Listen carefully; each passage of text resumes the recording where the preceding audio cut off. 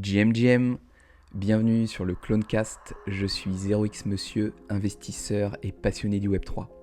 Cette émission est dédiée aux acteurs de ce space afin de découvrir leur parcours et d'apprendre de leur expérience. Les sujets évoqués dans cette émission ne sont en aucun cas un conseil en investissement, faites toujours vos propres recherches dans cet environnement volatile. On se retrouve de l'autre côté pour un nouvel épisode. Et bienvenue dans ce nouvel épisode du Clonecast. Et aujourd'hui, j'accueille Tao Coltes. Comment tu vas? Bonjour, ça va? Super, impeccable.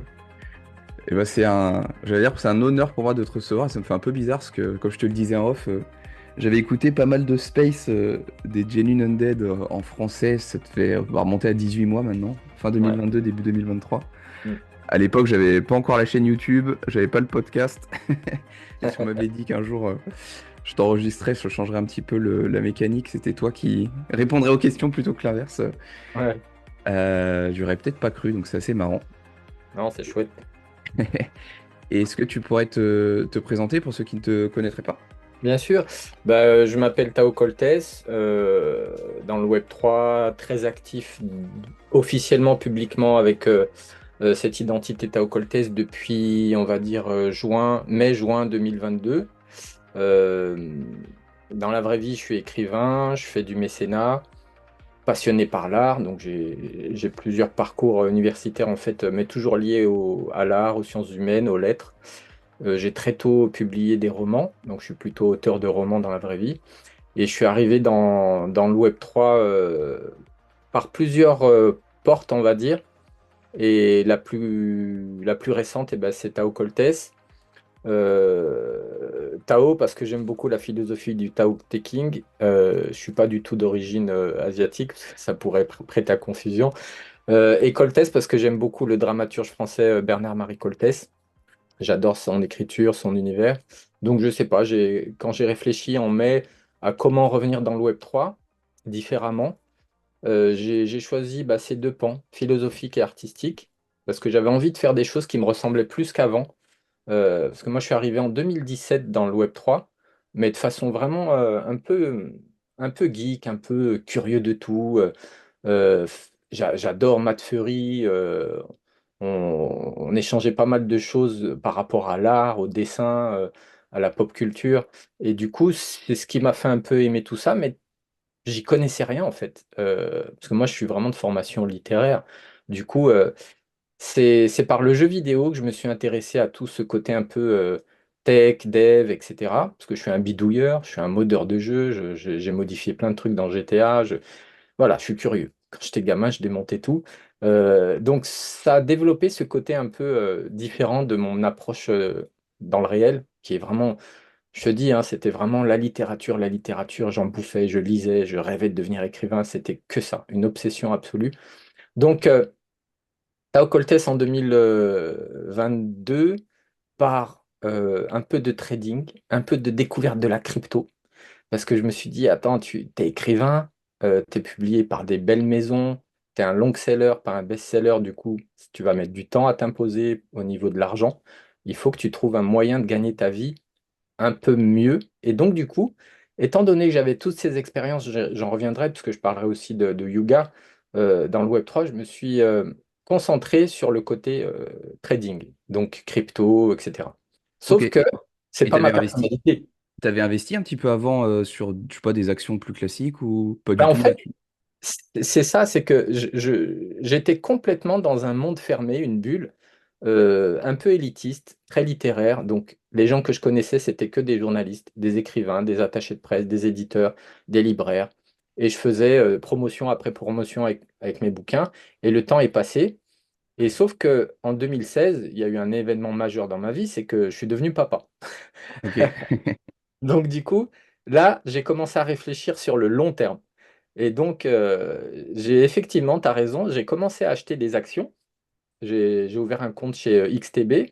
Donc, j'ai cherché un bon broker sérieux qui avait des bureaux physiques autour de Paris. Donc, il s'avère qu'ils sont aussi à la Défense, XTB. Donc, j'ai acheté des actions.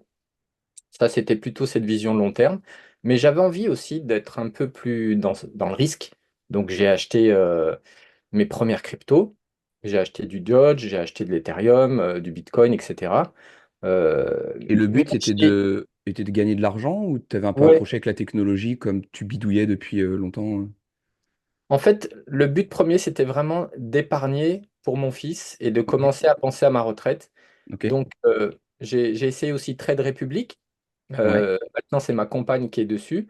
Mais j'ai essayé ça. J'ai essayé eToro. J'ai essayé plein de choses. J'ai vu plein de vidéos des heures. Je suis un gros bosseur. Quand je me mets sur un truc, je travaille pendant des heures.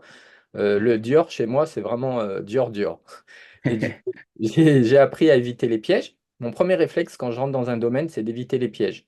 J'essaie toujours de voir qui se fait avoir et pourquoi et comment. Ça, c'est un truc que j'ai appris avec le hacking de jeux vidéo. J'ai vraiment défoncé GTA V sans être banni, en donnant des millions et des millions à des gens dans les sessions. J'adorais ça. J'ai joué énormément à GTA et en tant que modeur. J'avais bidouillé ma PS3, après j'ai transvasé sur la PS4. Donc j'ai toujours ce réflexe de faire attention aux dangers. Et pour moi, les cryptos, le danger, c'était tous les affabulateurs, les faiseurs de rêves. Du coup, j'ai j'ai compris que si je rentrais là-dedans, je perdrais de l'argent et je serais malheureux. Donc j'ai arrêté tout ça. J'ai été Ok. déficitaire, hein. J'étais plutôt à perdre de l'argent plutôt qu'à en gagner. Donc ça a duré pendant environ 2 mois. Donc j'ai eu plusieurs mois d'apprentissage. On va dire pendant 3 mois, j'ai appris et puis pendant 2 mois, j'ai appliqué. Et à un moment donné, je découvre quelques collections euh, parce que j'avais plus d'œil sur les NFT. Je voulais plus entendre parler des NFT. J'y reviendrai comment je suis arrivé dans les NFT. Et en fait, ce qui s'est passé, c'est que j'ai acheté un rare app. Après, je me suis un petit peu plus appliqué à aller vers les autres. Parce que comme j'avais créé ce compte Tao Coltes, j'étais un peu nettoyé de mon passé Web3 plus pour l'art, pour déconner, etc. On partait un peu à Ouais, zéro, quoi. et surtout,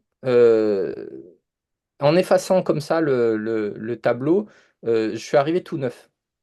Avec cette idée de me dire, écoute, c'est comme si tu arrivais dans un nouveau pays, tu as appris beaucoup de choses ailleurs, et tu arrives et tu montres euh, vraiment ce que tu veux. Tu dis ce que tu veux et tu défends ce que tu veux. Peu importe pas de court terme, pas de trading, pas de flip, pas tout ça. Donc je savais déjà que j'allais me positionner en tant que builder et fédérateur pour les communautés. Sauf que je n'avais pas de communauté. J'aimais bien RaraPP, mais j'ai pas installé le Discord, j'ai pas échangé avec les gens, j'ai juste aimé l'art. Parce que j'aime beaucoup PP, par Matt Fury, tout ce que j'ai appris en 2017, jusqu'en fin 2017-2018. Ensuite, cet amour de l'art. Donc je cherchais quelle collection allait vraiment me titiller à long terme. Mais j'en trouvais pas. Donc j'ai acheté des trucs qui sont allés à zéro, il y en a que j'ai toujours. Et puis, mi-août 2022, je découvre, je vais être honnête, je découvre en juin 2022 Genuine Undead. Je le découvre en juin Ouais. 2022 sur Instagram. Je vois un post, je vois ce pixel art. C'était un watch cap. Euh, non, c'était un miner beanie, un orange, le bonnet orange. Je le découvre Ok. et je me dis, waouh, c'est sympa ce visage-là, cette PFP comme ça en 24-24. Moi qui avais loupé les CryptoPunks, ça a été une des raisons pour lesquelles j'ai un peu quitté les NFT après les CryptoPunks et avoir raté ce bijou. Euh, du coup, Genuine Undead était un peu dans ma tête à cause de cette vision que j'avais eue en juin 2022 sur Instagram. J'ai plus Facebook depuis longtemps, mais sur Insta, j'adore la photo et tout ça. Très peu de contacts et d'amis, mais des vraies personnes que j'aime bien. Du coup, je garde ça en tête. Et ce qui se passe, c'est que à force de traîner sur OpenSea, de voir les nouvelles collections, d'acheter, de revendre, je tombe sur le free mint de Genuine Undead qui avait eu lieu 2 jours avant. Moi, je tombe le 17 août et ça a été le 16 août et ça a été minté le 13 août. Donc 2, 3 jours. Donc tu les découvres en juin, mais tu rates le mint En fin août, fait, c'est je ça? les découvre en juin physiquement, c'est-à-dire je vois cet art, je le vois sur le compte Instagram. Je vois un truc, Genuine Undead, Ouais, qui passe sur... Et puis je clique dessus, je regarde, je dis, waouh, c'est quoi ça? Mais je ne savais pas ce que c'était, je ne savais pas où trouver ça. Voilà, parce que le premier mint de Genuine Undead, c'était 0,03 Ethereum, je crois. Mais ça a pas marché. Du coup, ça, c'est après coup que je l'ai su, hein. Moi, sur le coup, j'ai juste d'accord. découvert l'art. Et ça s'est imprimé Ok. dans ma tête. C'est comme si tu rencontres quelqu'un, tu vois, tu rencontres quelqu'un en hiver, tu vois cette personne, elle te marque. Alors, imagine, tu vois une nana, hop, tu la vois. Et au printemps, au hasard, sur une terrasse, tu revois cette nana, et là, boum, l'histoire commence. En fait, c'est exactement ce qui s'est passé. En juin, j'aperçois Genuine Undead. Je ne sais pas ce que c'est, il n'y a pas de lien pour minter, je n'ai même pas cherché, j'ai juste vu. Et en août, je reviens de vacances et je vois la collection sur OpenSea. Et je vois que ça se vend, ça se vend, ça se vend. Moi, je dis, mais j'adore ça. Ah oui, mais j'avais vu ce truc. Et j'en achète un. J'installe Discord sur mon téléphone, chose que je n'avais jamais fait parce que j'ai jamais voulu avoir de lien avec les joueurs. Je me méfie vraiment énormément du hacking, etc. Je reviendrai pourquoi. Et du coup, j'installe Discord cette fameuse nuit entre le 16 et le 17 août et je discute dans le chat général en anglais. Voilà, blablabla, j'ai acheté. Je me souviens de mon premier, il y est toujours mon premier message, bien sûr. Tout de suite, je m'étais doxé. Euh, j'ai donné mon nom, ce que je faisais dans la vraie vie, que j'ai découvert GU et que c'était trop bien et tout, blabla.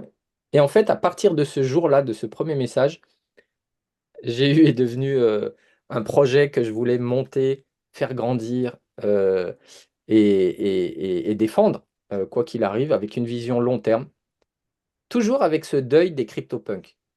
Je me suis dit, Ouais, ok. forcément, il y a un truc, parce que ma vie est comme ça. Il y a toujours eu ce truc d'avoir une vision de quelque chose et elle se réalise.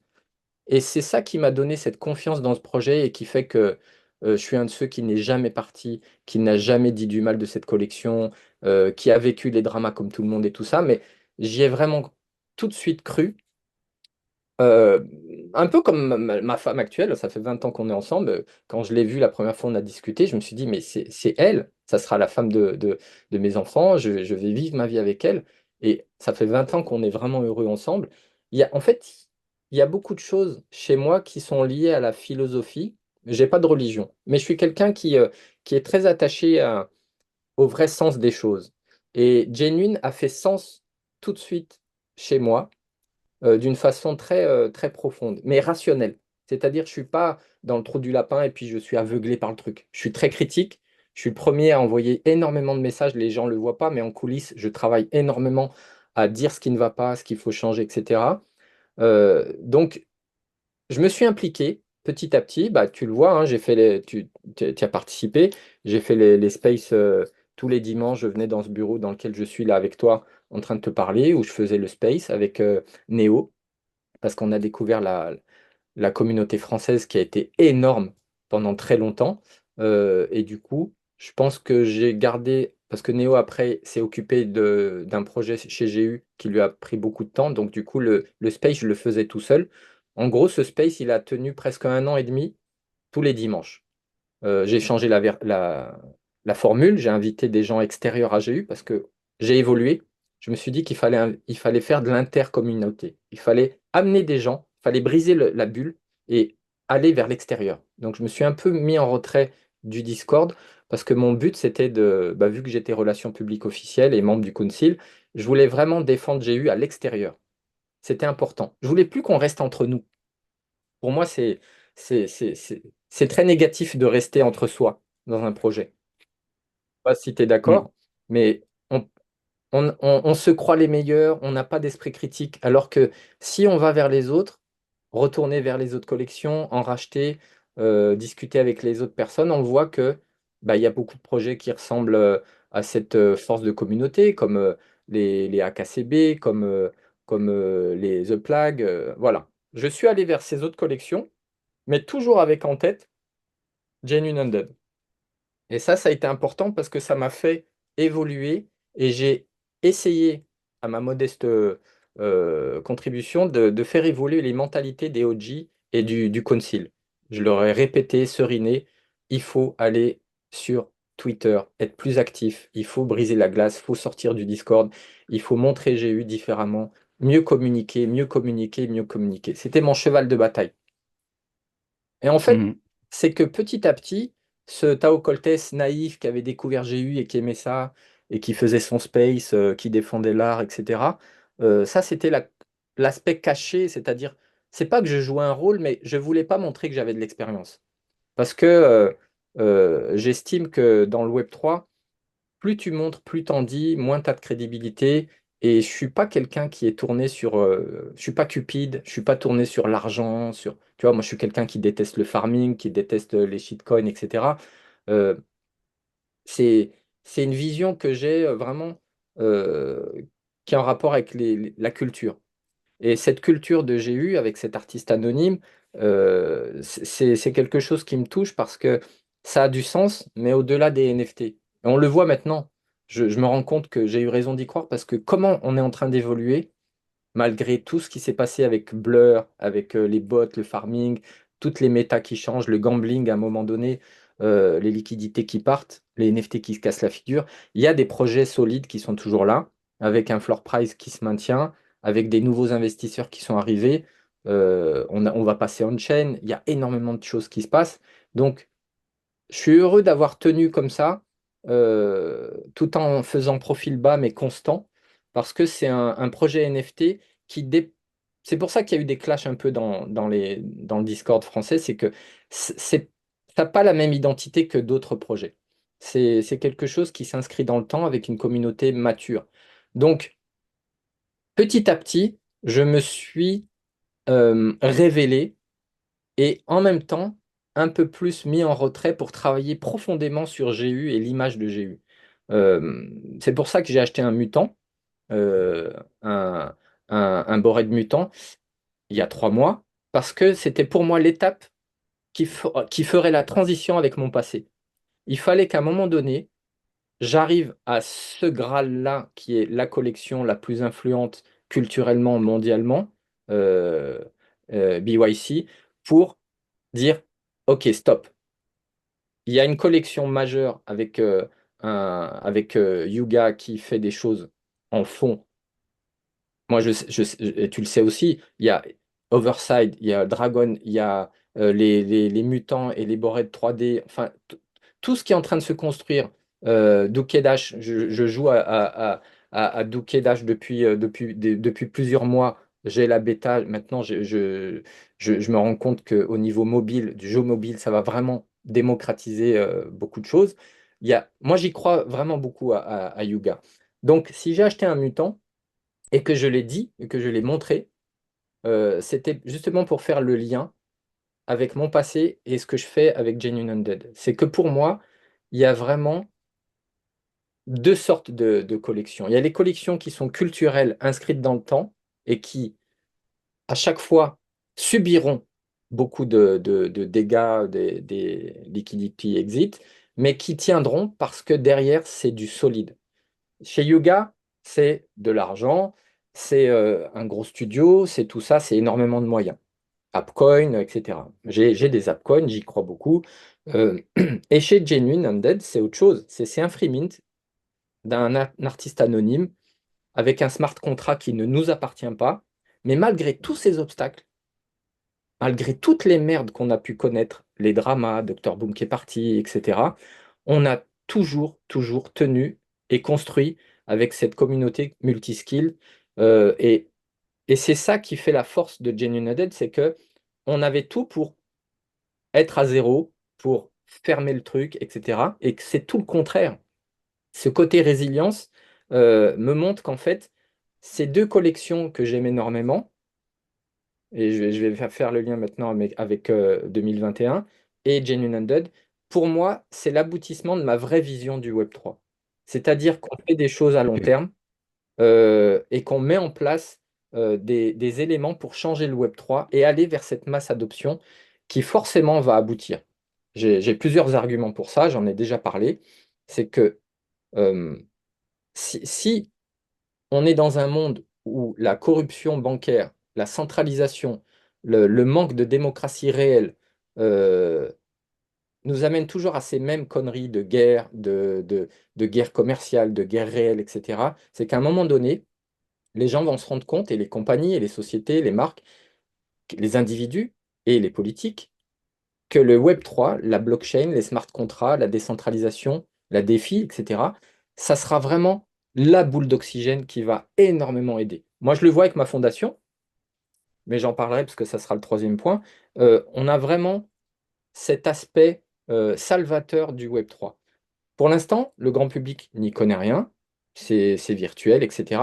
Mais nous qui sommes acteurs de tout ça, on aura des gens sceptiques parce que les floor price tombent, mais le Web3, c'est pas que les NFT.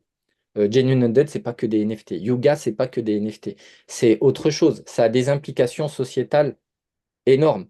Et tous les discours réducteurs sur les NFT, c'est des discours de gens qui ne sont pas intellectuellement capables de comprendre l'impact que ça pourra avoir. On est des avant-gardistes, on est des pionniers. Si tu as besoin de me couper, n'hésite pas, hein, parce que moi, Non, non, mais je t'écoute, c'est intéressant. c'est vraiment quelque chose qui me tient à cœur.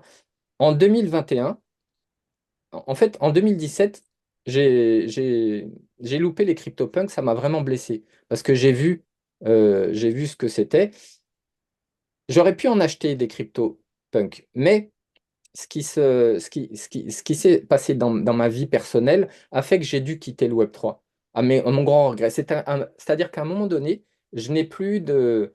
mon attention n'était plus sur le Web3. Je, Ok. j'avais même plus le réflexe d'acheter des choses, de regarder ou quoi que ce soit, ou de collectionner, ou de délirer, de faire du contenu pour certaines personnes. J'avais plus cette envie parce que mon fils est né en 2016, donc à partir de... Il avait un an et demi. Je me suis vraiment consacré, et dès qu'il est né, je me suis consacré à lui et à ma vie de couple, mais beaucoup plus. C'est-à-dire que ça a vraiment changé ma vie de devenir père. Ça, ça m'a même plus donné envie d'écrire. J'avais plus envie d'écrire, même si je faisais des ateliers d'écriture, des petites choses, mais personnellement, des œuvres personnelles, j'avais plus besoin en fait. C'est comme ça. Ça a été une des raisons qui ont fait que j'ai loupé les CryptoPunks, c'est que dans ma vie, je me suis beaucoup plus épanoui en tant que papa. Et puis j'ai eu un job à temps plein qui m'a pris beaucoup de temps. Donc c'est en 2021 que je suis revenu. Mon fils avait 4-5 ans. Je voyais que tout roulait bien. Il savait déjà lire, écrire. Il s'amusait sur des trucs. Voilà, il y avait ce côté un peu curieux intellectuellement que je sais pas, je vais peut-être transmis avec ma chérie qui est artiste aussi. Du coup, j'ai eu beaucoup plus de sérénité. Du coup, je me suis remis à jouer, à regarder un peu ce qui se passe. Et je découvre les bored. Là, je me dis, attends, t'as fait une connerie avec les cryptos. Là, tu vois un truc particulier aussi. Fonce. Donc, je travaillais à temps plein, j'étais bien dans ma vie. Je me relance dans les NFT. J'en achète. Qu'est-ce qui te, qu'est-ce qui te plaît dans les Bored Apes? Parce qu'on est loin En du, fait, par exemple, des ouais, pixels qui t'avaient en bien fait, marqué. ce qui m'intéresse par rapport. Rien que la figure du. En fait, c'est culturel. Si tu veux. Comme j'ai fait histoire de l'art et que je suis quelqu'un qui peint, qui dessine beaucoup, c'est l'écriture qui a pris le pas, mais j'ai toujours peint. J'ai vécu à Aix-en-Provence à une période et je peignais énormément. Et en fait, les traits des singes m'ont tout de suite plu dans le côté l'expression, en fait. Si tu veux, il y a quelque chose qui m'a séduit tout de suite. J'ai regardé d'autres collections aussi, hein, mais c'est leur expression qui m'a plu. Ce côté blasé, marre de tout, ce côté un petit peu... ouais, je sais pas, c'est une PFP qui m'a toujours, dès que je les ai découverts, qui m'a tout de suite intéressé au niveau culturel et au niveau psychologique. Non, c'est marrant parce que j'aurais plutôt tendance à dire que c'est un peu l'inverse de la personnalité que tu Ouais, sembles avoir dans le Web3, d'être positif, de construire et justement de pas être ouais. blasé. Mais tu sais pourquoi? C'est parce qu'en 2017, j'étais quelqu'un qui ne travaillait pas. Je ne faisais qu'écrire et publier. Je vivais de mes romans. Et entre 2017 et 2021, donc ça fait un gap de 4 ans, j'ai travaillé en tant que salarié. Ça veut dire que j'ai vu les gens au travail. J'ai vu le monde de Ouais. la vie active. Les gens pas heureux, les gens qui ont des crédits, les gens qui prennent le métro, puisque j'ai dû moi-même prendre le métro tous les jours. En fait, ma vision, en tant qu'écrivain, je suis quelqu'un qui observe énormément. Ma vision, je suis comme un buvard. À partir du moment où je suis dans un écosystème, j'absorbe, j'apprends, je synthétise et après je rends en écriture dans mes romans. Et c'est ce qui s'est passé par rapport au singe, c'est qu'en fait, j'ai vu les gens avec qui je bosse depuis 4 ans. C'est très particulier. C'est-à-dire que tout de suite, je me suis dit, ça, c'est contemporain, c'est notre époque. Ce côté matérialiste, mais jamais heureux. J'ai tout, mais je suis pas heureux. J'ai bossé avec des gens qui avaient un patrimoine hallucinant, alors que moi, j'ai rien. Je suis pas propriétaire. Avec ma compagne, on vit au jour le jour, on est très heureux. On n'est pas à la rue, hein, on vit dans un beau quartier à Paris, mais pas de patrimoine, pas de voiture, j'ai pas de montre de luxe, rien. À partir de ce moment-là, Des NFT. du coup, ces gens-là, je les ai vus dans ces singes. Et tout de suite, en fait, le désir d'achat, il est très inconscient. Tu vas aimer une chose parce qu'en fait, elle te parle inconsciemment, avant tout. C'est pour ça que les pubs sont axées sur le désir sexuel, sur la réussite, sur l'image de l'idéal qu'on veut, etc. Avec les singes, c'est de l'art. Ça veut dire que ça va parler à notre inconscient sur nos peurs, sur ce que l'on n'aime pas, sur ce qu'on craint, sur ce que l'on veut changer de la société, euh, ou sur ce qui nous émerveille, ce qui nous fait rêver, sur un idéal. Quand je regarde un tableau de Van Gogh, la première fois que j'ai vu La Nuit étoilée au musée d'Orsay, j'en ai pleuré, parce que c'est un tableau que j'avais toujours vu sur des livres. Et quand je l'ai vu en vrai, toutes les émotions de l'artiste m'ont explosé à la figure. La mélancolie, la tristesse, euh, la mortalité, la beauté du monde, la nature, etc. La magie. Et en même temps, c'est cette humanité qui pourrit tout. Tout ça dans un tableau. Et c'est pour ça que j'ai acheté, je suis rentré, j'ai acheté. J'en ai pris 6. Ouais. Ah oui, donc t'as pas fait le Non, choc à parce que moitié. le deuil des CryptoPunks a été énormissime. Et aujourd'hui Mhm. encore, je suis en train de réfléchir à comment m'en acheter un, mais je me freine. Parce que ce serait pas sage du tout. Ce serait pas sage. Et les Bored tu les vois assez vite après le mint Je ou? les vois très tôt, parce qu'en fait, Ouais. j'avais toujours des contacts avec deux, trois personnes du Web3. Et donc, on se disait, euh, on se donnait des nouvelles de ce qui se passait, de ce qui sortait. Même si moi, j'étais en retrait pendant 2018, 2019, 2020, j'ai pas mis les pieds dans le monde des NFT ou du Web3. Donc, on se donnait des nouvelles et puis j'ai dit, bah écoute, pourquoi pas. Euh, j'en ai flippé un, genre assez cher à un moment donné, mais j'en ai gardé 5. Mais il y a eu une cassure. C'est-à-dire que j'ai un ami que j'aime beaucoup qui s'est fait drain tout son wallet et il avait 6 CryptoPunks, 6 ou 7. Oh, oh la Voilà. vache. Et c'est quelqu'un que j'aime beaucoup. C'est un artiste connu dans le monde réel qui fait du street art. J'en fais moi-même. J'ai un projet avec Genuine Undead là, qui a commencé. Et cette personne-là, ça l'a ruiné. C'est-à-dire que il devait acheter un loft, un atelier, on devait travailler dedans, à Montreuil. Et ça lui a cassé le moral. Pour te dire, c'est un mec qui était équilibré. Pas trop la drogue, pas trop l'alcool et tout. Et ça l'a vraiment, il a fait une déprime de dingue. On a dû vraiment le reconstruire, ce gars, que j'adore. Et il s'est remis à l'art, mais en physique. Il a complètement quitté le Web3. Euh, donc moi, ça m'a énormément touché. Ça m'a fait prendre conscience du danger des scams, de tout ça, etc. Et comme je, j'ai toujours eu cette vision du long terme par rapport à mon fils. J'ai fait très attention. De plus en plus, j'étais presque paranoïaque, si tu veux.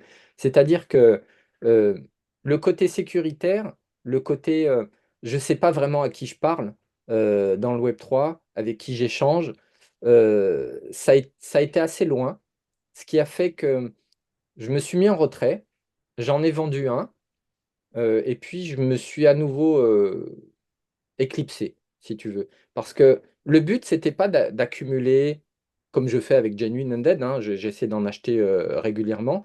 Le but, c'était pas d'accumuler, c'était de me dire, écoute, t'as loupé les CryptoPunks, ça peut être un énorme truc, garde-les longtemps, mais ne fais plus de conneries, ne prends pas de risques et arrête de déconner sur plein de sites, etc. Ça allait même dans le deep web, dans des trucs.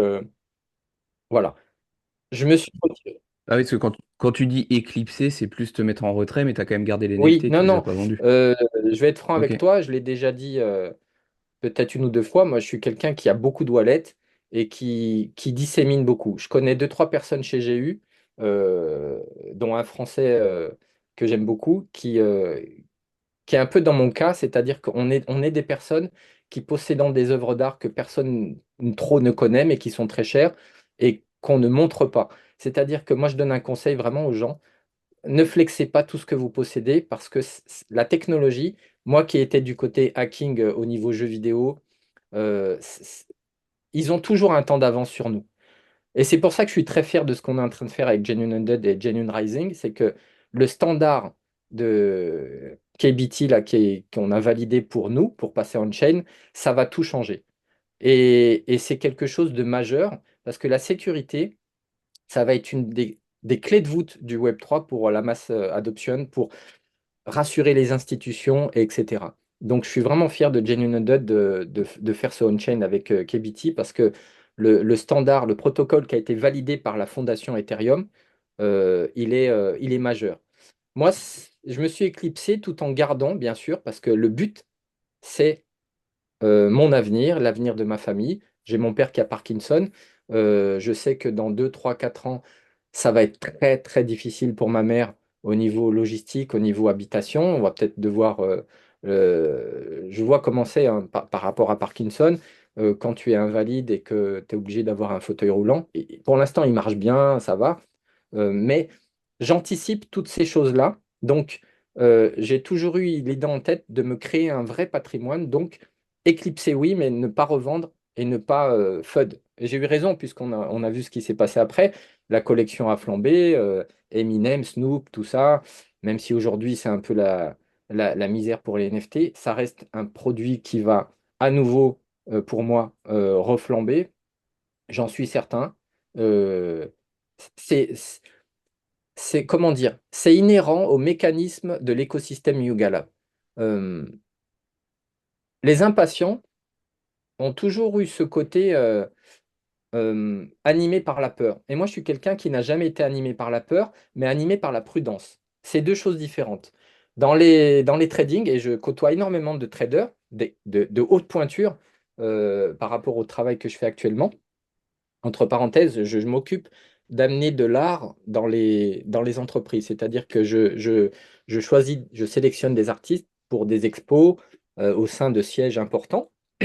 J'ai environ une trentaine de clients. Ok. Donc, dans ces clients, il y a des fonds d'investissement. Donc, je vois comment ça se passe. Ouais. Quand tu discutes avec des traders, et je suis quelqu'un qui discute beaucoup, et on s'échange, on va déjeuner ensemble, on va parler de plein d'autres choses que du boulot, mais on va parler de la psychologie du trader, on va parler de l'importance de la méditation, de l'importance d'anticiper les choses avant qu'elles n'arrivent, ou les mécanismes qu'il faut changer avant qu'une chose soit obsolète. Donc, tout ça fait que je suis pas quelqu'un qui est impatient ou qui a peur de perdre de l'argent parce que je sais en quoi je crois maintenant. C'est-à-dire qu'avant, j'avais peut-être perdu de l'argent en 2022 sur les cryptos et les leviers parce que j'y connaissais rien en fait. Je suis pas je suis pas un mec qui fait du scalping, qui fait ci, ça. Je suis pas là-dedans. Je suis plutôt quelqu'un qui va étudier un projet et qui va se dire, voilà, tu mets ta main à la pâte et tu fais en sorte de grandir le projet. Et si tu vois que tu es le seul à faire le boulot et qu'en fait, derrière, il n'y a rien, bah, tu t'en vas. Et c'est pas le cas de GU, puisque les gens qui sont dedans sont vraiment dans la même optique que moi. Et on voit ce que ça donne aujourd'hui. Donc, c'est super positif. Donc, Ouais, tu travailles ta vision, on va dire, à long terme, et t'es pas ouais, impatient ouais, du vent et des c'est marées à ça. court C'est terme, que on va dire. les hypes, etc., je sais très bien comment ça fonctionne un projet. C'est que euh, tu as l'aspect nouveauté. J'en reviens toujours à la séduction. Tu rencontres quelqu'un, tu es séduit. Tu peux être séduit par son physique, par sa façon de parler, son humour, ou socialement, ça t'apporte quelque chose. Il y a beaucoup de gens qui se rencontrent parce que socialement, ça va leur apporter quelque chose, ou ça correspond à une éducation ou à un milieu social. Mais si tu es dans la réelle rencontre, on va pas dire le mot mystique, mais une rencontre qui a du sens profond, une alchimie, euh, forcément, l'autostimulation et puis l'interconnexion va faire que quelque chose de nouveau va en découdre et va en découler et va apporter quelque chose et changer les choses. Et moi, c'est ce que je me rends compte avec les quelques projets auxquels je crois dans le Web3. Ce sont des projets qui ont, pour l'instant, qui n'ont pas tout donné de ce qu'ils peuvent donner, mais qui sont comme ces graines, qui sont bien nourries, qui ont les bons engrais, la bonne terre, le bon environnement, le bon climat. C'est une alchimie, en fait, la réussite. Et la réussite artistique, quelle que soit la plateforme, Web 2, Web 3, monde réel ou NFT, blockchain, la réussite artistique, elle a besoin de plusieurs facteurs. Elle a besoin du facteur émotionnel, on l'a avec GU. Euh, Elle a besoin du facteur technique, euh, on va dire structurel. On l'avait pas avec le smart contract qui nous appartient pas. Le compte Twitter, le premier qui a des milliers de followers qui ne nous appartient pas, qui est bloqué depuis juillet. Donc du coup, on s'est adapté à tous ces problèmes. Il y a l'aspect social, il y a l'aspect aussi intellectuel, l'aspect juridique, euh, l'aspect visionnaire. Et puis l'aspect aussi communautaire. La communauté, si tu l'organises avec des gens qui sont compétents dans plein de domaines et que tu sais les coordonner, tout va bien. On n'a pas su les coordonner au début, les gens qui étaient compétents. Euh, Après, on a appris à les coordonner. On a mis Wanoki qui est devenu le coordinateur, ça a tout changé. Moi, j'avais plein de gens qui se plaignaient vers moi, qui venaient vers moi, qui me disaient, écoute, Tao, ça va pas ça, ça, ça, tu devrais dire à telle personne ça, ça, ça, tu fais partie du council, tu es la relation publique. Et à un moment donné, je me suis dit, bon, il faudrait qu'on ait vraiment qu'on améliore la communication interne et qu'on relie les compétences les unes avec les autres, qu'on fasse un organigramme et qu'on dise telle personne représente tel pays, telle personne correspond à tel domaine, etc. Mais qu'il y ait quelqu'un qui chapeaute tout le monde. Parce que le Community Business Associate, ça a énormément tout changé avec Wanoki et puis ceux qui font partie de ce collectif. L'aspect business est arrivé. Mais il a mis du temps. Pourquoi? Freemint, des gens qui sont là bénévolement, la hype qui est partie, la TH qui était un Ethereum, puis ça s'est retombé doucement, mais toujours cette passion. Donc l'émotionnel tenait le coup, euh, le sociétal, l'aspect convivial du Discord tenait le coup, il est toujours très actif et il l'a toujours été, même si le côté français est un peu parti parce que chacun est parti dans du farming ou des choses personnelles, ce que je respecte à fond. En tout cas, le projet est toujours aussi solide. Parce qu'en fait, tout ce dont rêve un studio qui a beaucoup d'argent, on va prendre les petits penguins qui sont arrivés, hop, qui ont eu ce gros problème, et ensuite Lucas est arrivé, a mis beaucoup d'argent, et ça a fait, voilà, ils ont concrétisé leur vision grâce à beaucoup d'apports financiers. Mais quand tu n'as pas tout ça, eh ben, tu te retrouves comme j'ai eu avec, on fait comme on peut, mais on peut monter une cathédrale ensemble. Il faut juste être patient et on va y arriver. Et en plus, on a ce truc avec le KBT Standard et ce on-chain qui s'est jamais fait avant pour une collection NFT à ce niveau de sécurité. Tu peux donner ta seed phrase et tu ne te feras pas drainer. C'est hallucinant. Donc, l'équilibre parfait d'un projet, on va dire, pur, mais qui a plein de problèmes structurels. Le smart contract, l'artiste, etc. Les serveurs, est-ce qu'ils vont être renouvelés? Donc c'est pour ça qu'on passe on-chain. C'est pour protéger à 200% la collection et les holders. Et pour moi, j'en reviens à Yuga. Yuga Lab a le bon équilibre entre les Pudgy Penguins et Genuine Undead. C'est-à-dire, il y a l'argent, il y a les moyens, mais il y a aussi la communauté et le multiskills de la communauté. Quand je vois la plupart des gens que je suis depuis longtemps et je vois ce qu'ils ont réussi à concrétiser grâce aux licences de leur board, etc., je suis super fier parce que c'est ça ma vision du Web3. C'est des gens qui prennent en main leurs IP, leurs NFT en se disant, hé, moi je possède une marque en fait. C'est ma vision du truc, c'est moi, c'est mon identité et je vais en faire ce que je veux. Que ce soit des skates, des bières, un projet éducationnel. Il y a Rogue Sol, un artiste chez Bored que j'aime beaucoup. Il m'a fait un joli artwork sur mon mutant personnalisé. Il est super cet artiste. Roxol, ROCSOL, c'est un gars qui, euh, qui fait ce que je fais dans la vraie vie par rapport à l'écriture. Lui, il le fait avec l'art, c'est-à-dire qu'il va aller voir des classes, des lycéens, des collégiens, des gens de tout milieu, et il va leur faire faire de l'art digital. Il est soutenu par Yuga, et il est souvent retweeté et tout ça. Et c'est génial, parce que le Web3, c'est pas juste des gens qui veulent voilà, des jeunes qui veulent gagner de l'argent vite, etc. C'est changer le monde. Et moi, c'est la vision que j'ai.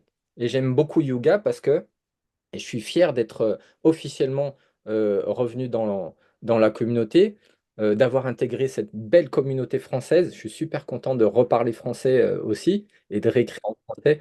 Franchement, on va faire beaucoup de choses ensemble parce que là, c'est que le début. Moi, je viens d'arriver. Mais Dim, un gars comme Dim ou d'autres personnes, franchement, c'est top.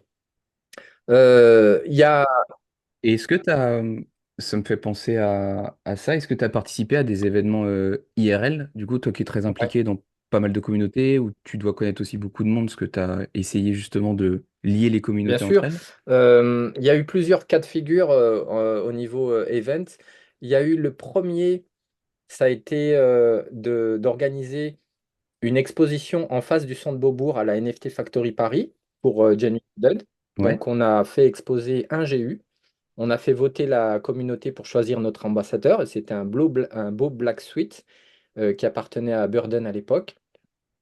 Donc on a fait cette expo open screen. C'était super bien parce qu'il y avait beaucoup de monde, d'artistes. Il y avait même des gens du monde entier, hein. À Paris, à la NFT Factory, il y a vraiment tous les gens qui aiment l'art digital viennent aux événements. Donc pendant 15 jours, on a été exposé. Euh, Ensuite, on l'a refait 2 mois après, mais cette fois avec 5 GU, axé sur les Paperboy, puisque je suis un membre des Paperboy, qui a été créé par Chris Partlow, un super gars de la communauté qui a fondé le Paperboy Club. Ma PFP Genuine Undead, elle est du trait Paperboy, que j'ai toujours. Je l'ai depuis longtemps, cette PFP. D'ailleurs, plus je la vois, plus je l'aime au niveau des couleurs. Donc, on a fait cette expo toujours à la NFT Factory Paris. Et ça a été des événements majeurs parce que ça, ça a conforté que les NFT, le Web3, c'est quelque chose de concret. C'est-à-dire que quand tu vas à une exposition et que tu vois des dizaines de personnes devant des œuvres. Bien sûr, c'est des écrans, mais c'est comme des tableaux.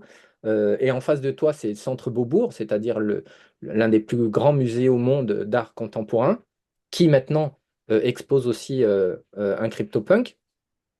Tu es vraiment fier parce que tu te dis, il y a cette vision que j'ai de l'art et de la culture qui se concrétise. Et ça, c'est vraiment ce qui m'anime le plus, c'est vraiment ce côté culturel. C'est-à-dire que la culture s'impose d'elle-même avec le temps, peu importe les modes. C'est-à-dire qu'il y a du sens et ça s'impose. Le pixel, le pixel art autour de Beaubourg, il est sur tous les murs. Invaders ou d'autres œuvres, elles sont partout. Et quand tu sais que là, tu as des GU qui sont exposés officiellement, bah, c'est une énorme fierté. D'ailleurs, j'aime beaucoup la NFT Factory Paris. John Carp, c'est quelqu'un que j'aime beaucoup. Et puis Benoît, toute l'équipe. C'est des gens, Lucie et Éléonore aussi, que j'ai rencontrés. Tout est parti de la rencontre avec Lucie et Éléonore, d'ailleurs. J'ai eu après envie de faire exposer Genuine Undead au sein de la NFT Factory Paris. Ça, c'est le premier chapitre, vraie rencontre. La deuxième, c'était la NFT Factory, pardon, la NFT Paris. NFT Paris, je ne sais plus à quelle période c'est arrivé. Et là, j'ai fait.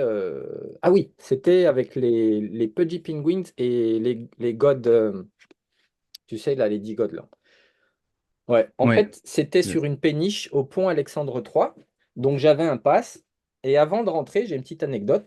Il y avait un gars. qui était assis sur le trottoir avec un sac à dos et un, un carnet, et il dessinait comme ça. Et moi, j'allais rentrer. Il y avait une queue énormissime. Donc, il y avait la queue VIP quand tu avais le pass, et puis une queue énormissime de gens qui voulaient venir participer. La musique à fond, il faisait très très beau. Et je m'arrête, et je discute avec ce gars, je dis, ah ça va, comment tu vas? Qu'est-ce qui se passe? Parce qu'il avait l'air un peu triste, et voilà, il était un peu genre un petit vagabond. Euh, je sentais qu'il était un peu européen, un peu japonais. Je discute avec lui et il parle en anglais. Donc on commence à discuter et il me dit j'aimerais beaucoup rentrer ici. Je connais rien au Web3, mais l'art digital, ça m'intéresse. J'aimerais en faire. Je lui dis bah écoute, bah, parle-moi de toi, qu'est-ce que tu fais? Et il me montre ses dessins et il me sort qu'il il vient du Japon, qu'en fait il a fait des écoles, des grosses écoles d'art à Londres et au Japon. Je lui dis, bah écoute, si tu veux, je te fais rentrer, tu rentres avec moi, et puis on boit des coups, on discute, et puis je te parle du Web3, je te dis ce que tu peux faire, parce que... Et ça tombait pile au moment où je voulais créer ma fondation. Euh, et on passe une soirée de dingue. Il y a eu plein de vidéos sur Twitter de cette soirée-là. Et en fait, ce gars-là, je l'ai pris comme mon premier artiste dans ma fondation. Et à partir de ce moment-là, eh ben, j'ai commencé le projet que j'ai toujours voulu faire, c'est-à-dire aider des artistes digitaux de tous les pays pour bah, les inciter à créer et puis les plus vendre. Voilà. Lui, ça a été mon premier artiste. Je vais t'envoyer le lien en MP sur Twitter. Ouais, Ouais. Et carrément. ça a été cet aspect aussi du Web3 qui me plaît et qui m'intéresse, c'est-à-dire le mécénat. J'ai vraiment eu depuis très longtemps ce rêve de... Bah, pour moi, le métier idéal, bon, bien sûr, je vais toujours écrire mes romans. J'ai le prochain qui sort l'année prochaine, qu'on m'a commandé, là, je vais le finir bientôt. Je vais toujours écrire et publier. Mais le métier que j'aimerais vraiment beaucoup faire, c'est mécène. Ce rêve d'avoir de l'argent et puis d'aider les gens qui n'ont pas de connexion, de contact, pour pouvoir montrer ce qu'ils font, en vivre, et puis les aider à grandir. Moi, là, depuis, on va dire, depuis 3 4 mois, j'aide des gens. Il y en a il y a une Arménienne qui habite en Syrie, il y a un Turc, il y a un mec qui est en Indonésie, un mec qui habite au Mexique, une Chinoise qui est dans un milieu. Enfin, c'est souvent des gens dans des milieux défavorisés, mais grâce au Web3, une tablette, les gars, les filles, ils peuvent vendre de l'art digital. Ils se gagnent 5, 10, 15 Tezos ou ceux qui sont sur Ethereum qui peuvent se payer les fees. Bon, maintenant avec Base, c'est beaucoup mieux. Donc, je leur apprends techniquement comment basculer, faire des bridges. Donc, il y a aussi ce côté accompagnement que j'aime beaucoup faire. Et ça, c'est une partie importante de mes activités dans le Web3. C'est pour ça que je me suis mis en retrait du Discord Genuine Undead. Je travaille mais j'ai aussi toutes ces activités à faire à côté. Donc de temps en temps, j'achète des œuvres de gens que j'aime beaucoup et puis de temps en temps, je les aide. Tu as besoin d'un billet d'avion, tu as besoin de te faire exposer, de faire ci, je leur donne les contacts. Ça, c'est ma partie non visible. C'est la partie qu'on ne voit pas de ce que je fais. Et je vais te dire, c'est la partie que je préfère le plus. Parce que euh, on ne peut pas réussir seul. J'ai toujours dit ça et je leur dirai toujours, tu peux être le meilleur du monde, avoir tous les moyens du monde, soit le talent, soit l'argent, mais si tu n'as pas des gens qui croient en toi et qui te montrent, moi par exemple, j'aurais jamais été publié si un éditeur n'avait pas lu mon manuscrit que j'ai envoyé par la poste de façon complètement sans aucun contact et piston. Moi, je connaissais pas personne à Paris quand je suis arrivé. Si j'avais pas eu un éditeur qui m'avait répondu, ouais, j'adore ce texte. Je suis en train de faire une expo sur le thème en plus qui parle du roman, qui est dans ton roman. Et puis c'est parti comme ça.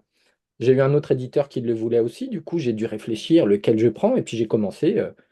C'est- si quelqu'un ne te tend pas la main quand tu n'es pas dans un milieu favorisé où tout est facile, les connexions, etc., ou les parents derrière, tu, tu as souvent cette aigreur de ne pas avoir réussi, parce qu'en fait, c'est complètement triste. Et moi, je ne veux pas ça. Je ne veux pas qu'il y ait des gens qui ont du talent et parce qu'ils n'ont pas les bonnes connexions ou qui n'ont pas les bonnes habitudes.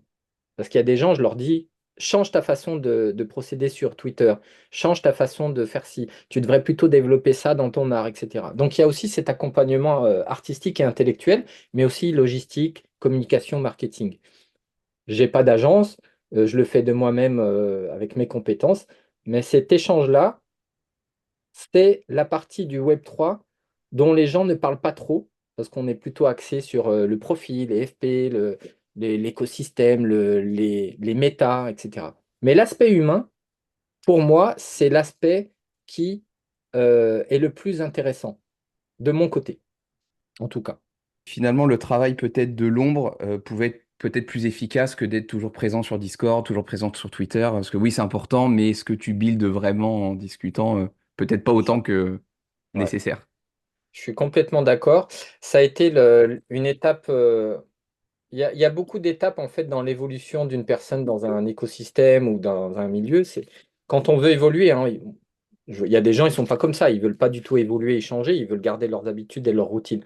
Moi, je suis plutôt dans le réflexe d'évolution. C'est-à-dire que je fonctionne par chapitrage.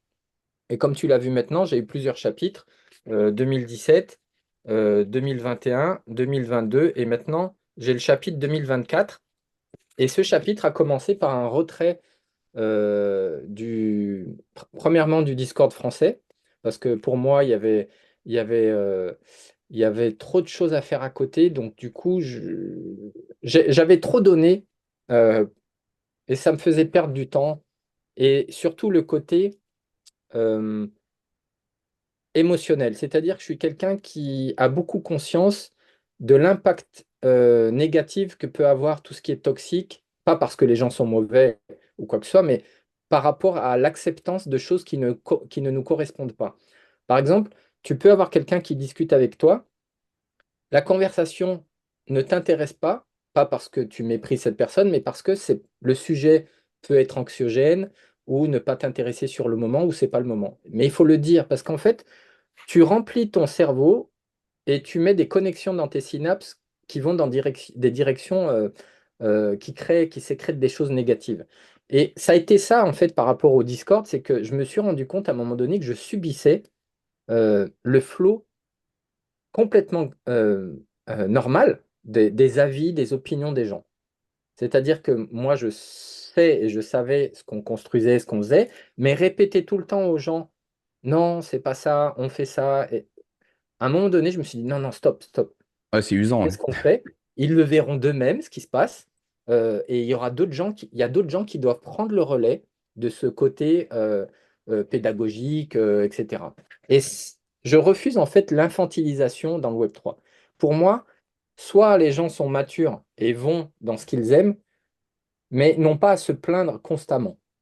Et c'est pas propre à GU, c'est dans toutes les collections, c'est pareil. Et c'est pas propre au français. On dit toujours que le français est râleur. Non, c'est dans toutes les collections, je le vois, puisque je suis dans multiples Discord.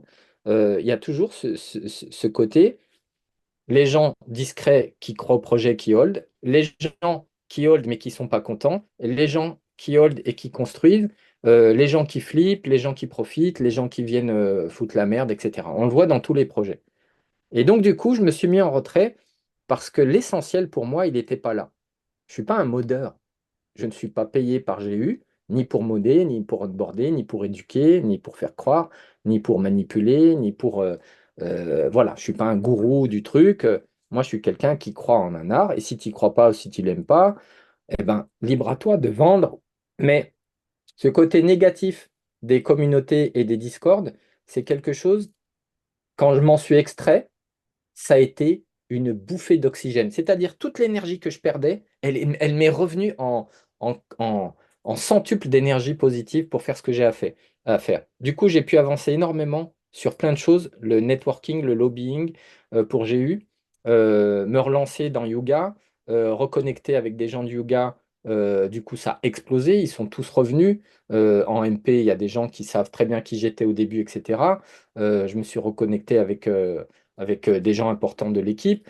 Et à partir de ce moment-là, j'ai pu rebuild comme il faut au niveau Web3, mais avec plein de collections.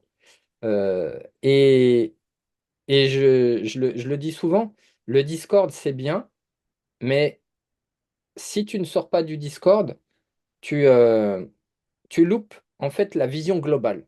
Tu vois, c'est comme quelqu'un qui ne sort pas de chez lui, et un jour il sort de chez lui, et puis en fait c'est la fin du monde. Il s'en est pas rendu compte. Ou alors il y a un changement radical, et ça lui fait un choc. Il faut sortir en fait de chez soi, tout comme il faut sortir de son milieu social, son travail, son milieu amical. C'est hyper bénéfique. Hyper bénéfique. Et je pense que je suis comme ça. On va aller plus loin, va même aller peut-être dans la psychanalyse. Je pense que je suis comme ça parce que mon père a été quelqu'un qui avait beaucoup de talent. Il aurait pu être acteur, photographe. Il fait des photos admirables. Moi, j'étais dans la salle de bain avec lui quand j'étais petit. Il les développait en noir et blanc. Mais il est resté ouvrier parce que pour la sécurité, pas d'amis, pas trop, pas de sortie culturelle, pas de... Voilà. Juste la famille, le travail. Et quand je vois qu'aujourd'hui, il a Parkinson, j'ai fait des études sur les synapses, sur plein de choses au niveau neurologique, je me rends compte qu'en fait, c'est peut-être une clé d'être toujours dans le renouvellement, tout en ayant son cœur. Tu as ton noyau, tu sais un peu qui tu es, ce que tu aimes faire, ce que tu préfères faire, euh, que ce soit faire beaucoup d'argent ou le communautaire ou le développement, la technologie. N'oublie pas de le nourrir d'autres choses, d'autres disciplines, d'autres gens qui ne te ressemblent pas ou qui ne pensent pas comme toi. Parce qu'en fait, ça va développer des zones de ton cerveau qui sont endormies, éteintes et qui, au fil du temps, des années, vont complètement mourir. Et c'est pour ça que je pense que je suis quelqu'un de curieux, mais pas foufou. Il y a toujours une unité. C'est peut-être cette peur-là de la maladie, de la vieillesse, etc. Tu vois, j'ai commencé à faire du skateboard comme mon fils aîné parce que je me suis dit qu'il fallait, je faisais du foot en club, je me suis dit, mais fais un truc individuel qui fait mal, mais en même temps, qui t'apprend des choses tout le temps et tu rentres dans un domaine qui se renouvelle constamment. Le skateboard s'est imposé à moi. Et donc, du coup, j'ai commencé à faire du skate et j'ai appris très vite. J'ai appris vite parce que quand on aime, on apprend vite. Et quand on sait pourquoi on fait les choses profondément, pas par mimétisme ou parce que c'est à la mode, eh ben, on apprend aussi vite et on a du plaisir. Donc tout ça fait que, en quittant le Discord, en ayant plus de distance, j'en suis arrivé à m'épanouir beaucoup plus dans le Web3 et à aimer encore de plus en plus ce nouveau monde dans lequel on est et à être positif, non pas parce que je suis un béni oui-oui et qui croit aveuglément aux choses, c'est parce que je sais pourquoi j'y crois et je sais ce que ça va apporter. Je sais ce que j'y fais et je sais m'y comporter. Chose que je ne savais pas peut-être pas avant, mais il a fallu du temps et plusieurs chapitres pour avoir cette évolution-là et me rendre compte que bah, j'étais pas là que pour ma pomme, j'étais là aussi pour les autres, mais aussi pour cet idéalisme, parce que je suis un idéaliste, de changer le monde, tout simplement. Je le répète souvent, mais on est vraiment en train de changer le monde. On s'en rend pas compte, tout le monde ne s'en rend pas compte, mais c'est une réalité.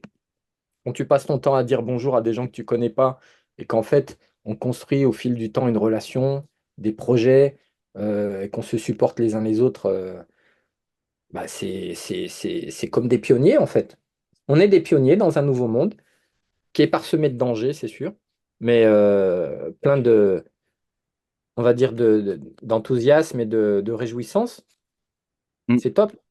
Mais Moi, ça j'aime m'étonne pas beaucoup. ouais, ce que tu dis sur le côté Discord, etc. C'est un réseau avec lequel j'ai un peu de mal. C'est bien pour diguer et tout, mais il faut tellement trier et ça peut être assez énergivore que je te Ouais, rejoins. ouais. Et moi, j'ai une question que je voulais te poser avant de passer sur les questions de conclusion. Mm. C'était sur la création de sous-communautés à l'intérieur même des collections. Parce que toi, notamment, tu as participé à pas mal de sous-communautés, on va dire, pas sur un terme péjoratif, mais des communautés dans la communauté de GU. Tu as Ouais, eu les loups, donc ceux qui ont le visage rouge, les Paperboy avec ta PFP. Est-ce ouais. que tu penses que c'est une force pour la collection initiale ou ça peut amener peut-être à d'autres frictions à l'intérieur même de la communauté, de Bah ton écoute, expérience? de mon expérience, au début, j'avais un loup. Et je défendais beaucoup les loups, etc. Il y avait ce côté un peu les loups sont spéciaux, etc., etc. J'étais très fier d'avoir eu un loup. Du coup, je me suis occupé. Dr Boom m'avait demandé de m'occuper du Discord des loups parce qu'on avait un serveur loup. Du coup, je l'ai. Et du Twitter loup aussi, que j'ai fait monter énormément parce que je reliais la couleur rouge à tout ce qui était artistique, les valeurs, les symboles. Du coup, ça avait beaucoup marché. En fait, c'est du branding. En fait, voilà, tu choisis. Euh, c'est comme si chez Nike, tu vas te consacrer juste au Air Jordan. Donc, du coup, bah, tu vas travailler sur ce côté performant, légendaire, etc. Donc, j'ai fait ça avec les loups. Et il s'est passé ce qui s'est passé, c'est qu'en fait, j'ai plus eu accès au Discord et au Twitter Lou parce que Dr Boom est revenu, mais il avait prévenu personne, il savait même plus qui s'occupait de quoi. Du coup, ça m'avait un petit peu saoulé. J'ai écouté Chris Partlow parce que j'étais déjà avec un Paperboy. Et je lui ai dit, écoute, moi j'aime beaucoup tout ce qu'on fait avec les Paperboys. C'est actif, on est en train d'être la locomotive de GU. Donc en fait, pour moi, le sous-communauté, les sous-communautés ont un c'est comme si à l'intérieur d'une même communauté, tu avais un groupe un peu comme une élite. Tu as la police et tu as les polices d'élite, tu as le GIGN, etc. C'est-à-dire qu'on a le même but, mais tu as des gens plus compétents, plus actifs et plus organisés, mieux organisés. Et c'est ce qui s'est avéré avec les Paperboys. Pour moi, les loups n'étaient pas organisés. C'est-à-dire que moi, j'avais une vision des loups, et si j'étais resté un loup, aujourd'hui, les loups seraient, je te le dis honnêtement, seraient prépondérants chez Genuine Undead. C'est-à-dire qu'on aurait pris le leadership pour mener la collection sur le terrain de l'art de luxe. J'aurais fait des partenariats avec des marques importantes, des choses comme ça, choses que j'avais commencé à faire. Mais je suis content que ce soit arrêté parce que c'était pas une bonne idée. Et comme tu le sous-entends, et à juste titre, c'est que ça peut diviser les gens entre ceux qui n'ont pas un loup, parce que le floor price, si tu l'amènes, imaginons, tu amènes le floor price très très très haut par rapport aux autres traits, bah, tu crées des divisions au sein de la communauté. Et ça, c'est pas positif à long terme. Donc je suis content de ne pas être allé dans ce côté. Ça a été le mauvais. En fait, ça m'a flatté on a toujours des aspects différents de notre personnalité. Et selon ce qu'on rencontre, les gens ou les événements, les choses vont surexciter cet aspect négatif ou positif. C'est un peu comme dans Star Wars, la force. Selon ce que tu vis, les émotions que tu vas avoir ou bien ton padawan ou les gens que tu rencontres, tu vas avoir le côté obscur qui va se révéler, se développer, ou plutôt le bon côté. Et ça a été pareil. Les loups, en fait, ont révélé chez moi le côté élitiste que j'avais déjà de façon profonde et que j'avais vécu pendant des années au niveau littéraire.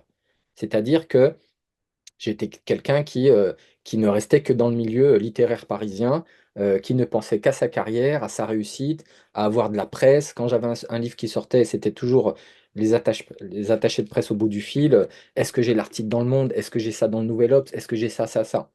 Les salons du livre, la promotion, les télés, etc. Et en fait, les loups ont réveillé en moi ce côté élitiste. C'est-à-dire, je veux faire partie de la crème de la crème. Je veux être le meilleur dans ça, avoir le meilleur truc. Et je suis heureux que ce soit fini parce que c'est pas un côté que j'aime chez moi. Et c'est un côté que j'ai rejeté parce que j'ai évolué. Je suis devenu beaucoup plus simple. Euh, j'ai vu qu'en fait, le côté petit merdeux qui se la pète écrivain et tout ça, c'était pas un côté que j'aimais beaucoup. L'ego en avait besoin à un certain moment, mais le loup était trop tourné sur cet ego dans cette vision-là que Dr Boom avait voulu, ou moi aussi. Donc, les Paperboys étaient beaucoup plus fédérateurs. Mes parents ouvriers, les Paperboys font penser aux Peaky Blinders. J'en reviens toujours à ce côté symbolique identitaire du trait d'un NFT. Quand tu as un trait, une identité numérique, ce trait te correspond profondément. C'est pas un hasard si tu le gardes pendant des années. C'est qu'en fait, il te correspond. Soit dans ce que tu fantasmes de toi-même, que tu rêves d'être comme un super-héros, soit dans le meilleur de ce que tu es profondément, ou par rapport authentiquement, donc de façon genuine, à tes racines. Racines immigrées, racines ouvrières, Paperboy. On a aussi une sous-communauté, c'est les WatchCap, qui ont été, qui ont eu une racine un peu spéciale parce que c'est un mec qui s'appelait Slinger qui avait racheté plein, plein, plein de WatchCap, qui avait fait monter le floor price. C'était devenu la hype. Sauf que ce mec-là était très opportuniste. Il a revendu très très haut et du coup il a fait perdre beaucoup d'argent à pas mal de gens. Donc il y a un gars qui s'appelle Sandman qui a repris le flambeau de la sous-communauté WatchCap, qui a aussi son Discord, et qui en a fait quelque chose de beaucoup plus cool en fait, beaucoup plus classe avec Gimmicks, un artiste de chez nous, un holder qui est très talentueux, qui s'occupait de l'art. Ils en ont fait une bande dessinée que j'ai reçue à la maison quand elle a été finie.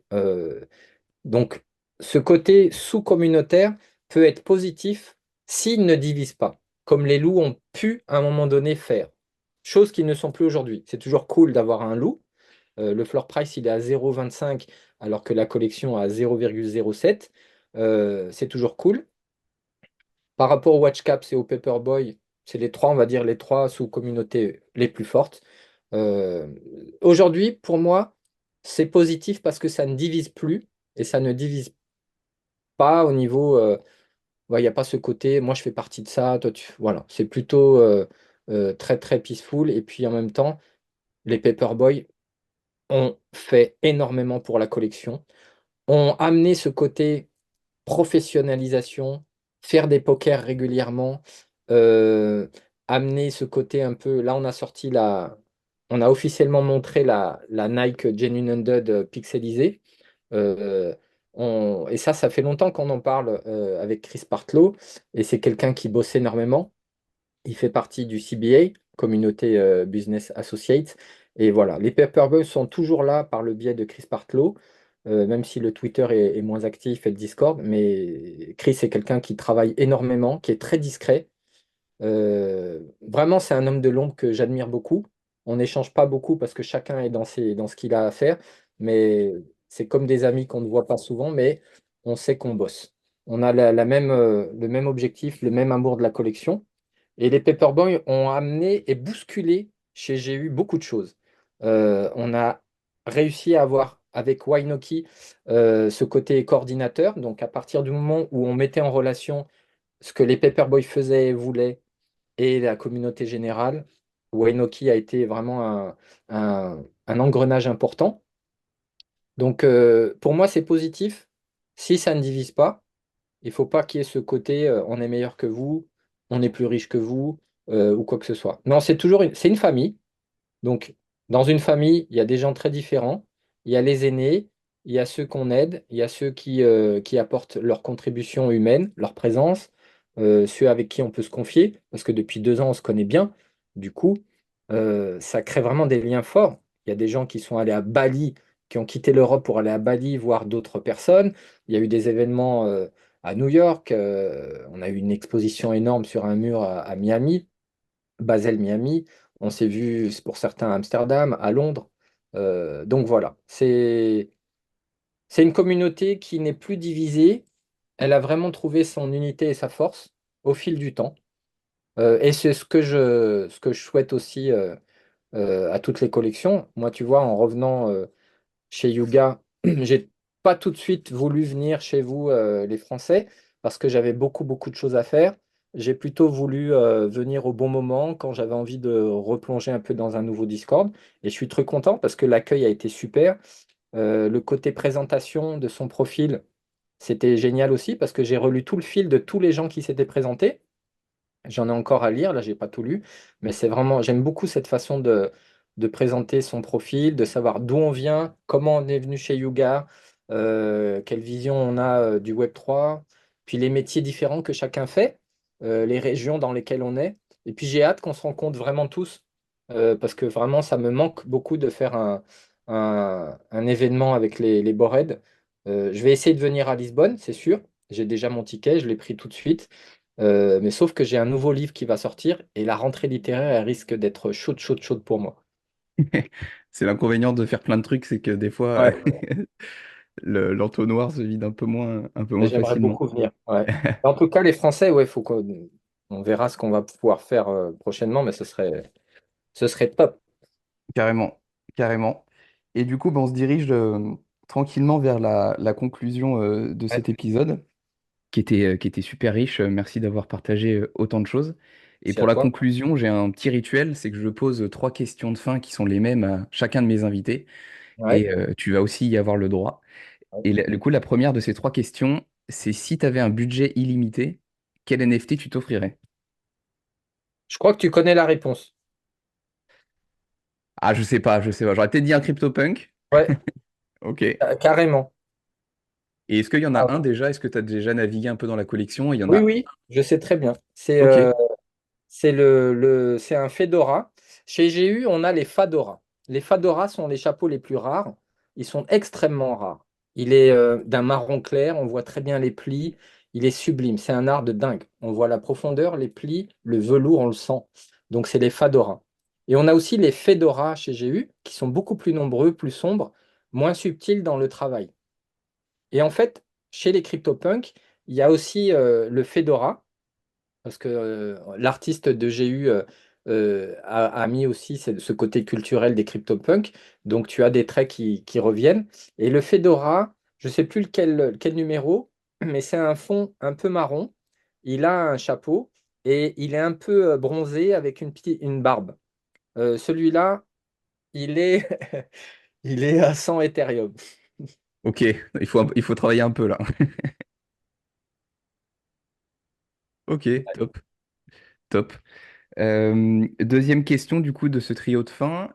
Qui aimerais-tu que je reçoive sur le podcast en francophone? Est-ce que tu as déjà reçu Dim? Non, il est sur ma liste, mais je ne l'ai pas Ouais. encore reçu. J'aimerais beaucoup entendre Dim. Ok, C'est quelqu'un que j'aime beaucoup, que j'ai toujours suivi de loin, que jamais trop embêté, mais je sais que c'est quelqu'un que j'aime beaucoup, que j'aimerais vraiment connaître son parcours et puis t'entendre parler avec lui. super. Eh ben écoute, c'est noté. Et pour conclure, la dernière question, si tu avais un conseil à partager à nos auditeurs, quel serait-il? Au niveau Web3, Ou en règle générale, mais ça peut être Web3 en aussi. règle générale, on va dire, parce que pour moi, Web3 ou pas, c'est qu'en fait, il faut réellement, avant de se lancer dans n'importe quel domaine, et quel que soit l'âge que les gens ont, quel que soit ce qu'ils font actuellement, il faut vraiment se poser la question de savoir est-ce que je veux faire ce que je suis en train de faire ou ce que j'imagine vouloir faire réellement? Pour quelle raison je veux le faire? Est-ce que c'est une raison qui m'est propre ou est-ce que c'est une raison qui m'a été imposée par l'extérieur? Le milieu social, les habitudes, la routine, les obligations, etc. Parce qu'en fait, on a réellement en nous des, des goûts, une vision, des émotions, une force qui fait qu'on est beaucoup plus capable que ce qu'on croit par rapport à ses rêves personnels. Il faut vraiment pas hésiter à avoir un objectif, mais un objectif réel, profond. Pas un objectif banal, achetable, tout peut s'acheter. Si quelqu'un me dit, moi, mon rêve, c'est d'avoir une Porsche ou ça, non, mec, c'est de l'argent, ça. N'importe qui, que tu gagnes cet argent, que tu le voles ou que tu le crées ou que tu fais ce que... C'est possible de l'avoir. Faut pas être dans le côté, je veux posséder quelque chose. Il faut vraiment posséder sa vie, en fait. C'est ça que je donnerais comme conseil. Essayez de posséder votre vie avant d'essayer de posséder des choses. Ok, top. Super Voilà, conseil. voilà. Eh bien écoute, Tao, merci beaucoup. Merci Je à pensais... toi, c'était vraiment un super plaisir de te retrouver.